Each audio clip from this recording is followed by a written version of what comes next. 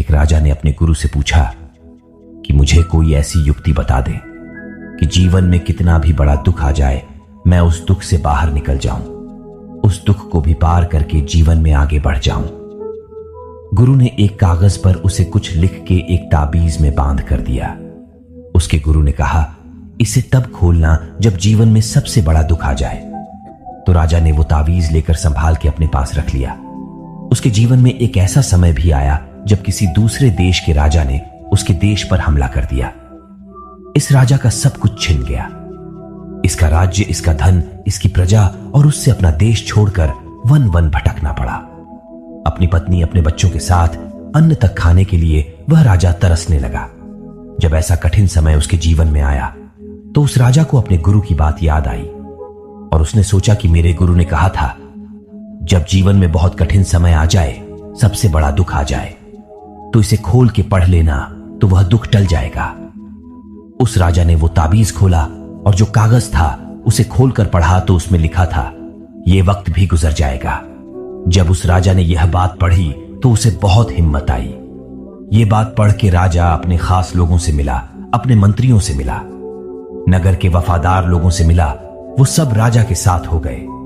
उसने फिर अपनी सेना बनाई, फिर उस राजा पर आक्रमण करके अपना राज्य वापस प्राप्त किया। हम भी जीवन में दुखी सुखी होते रहते हैं।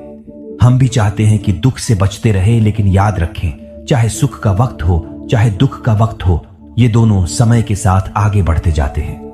दुख सुख दो चीजें नहीं हैं।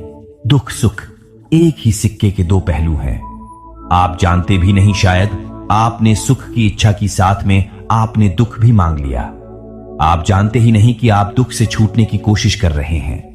दुख से भागने की कोशिश कर रहे हैं तो आप सुख से भागने की कोशिश कर रहे हैं। जिसको संतान नहीं होती, पुत्र नहीं होता, वह रोता है, हमको संतान नहीं है, बेटा नहीं है। जब हो जाता है तब उसी औलाद से माता पिता परेशान हो जाते, गलत संगत में है, बात नहीं सुनता, फिर दुखी हो जाते हैं।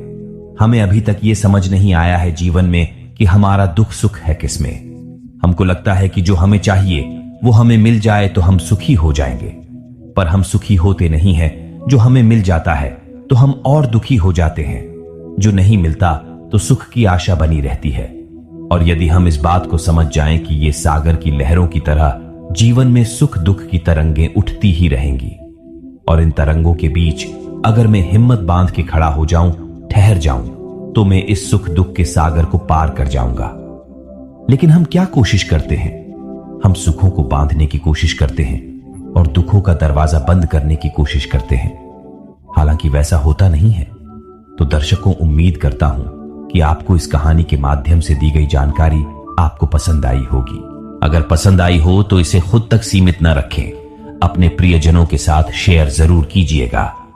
अगर आपने हमारे चैनल दिव्य ज्ञान मार्ग को अब तक सब्सक्राइब नहीं किया है तो इसे सब्सक्राइब जरूर कर लें और वीडियो को लाइक और शेयर जरूर करें। मिलते हैं जल्द ही एक और नए वीडियो में। तब तक के लिए आप लोग अपना ख्याल रखिए।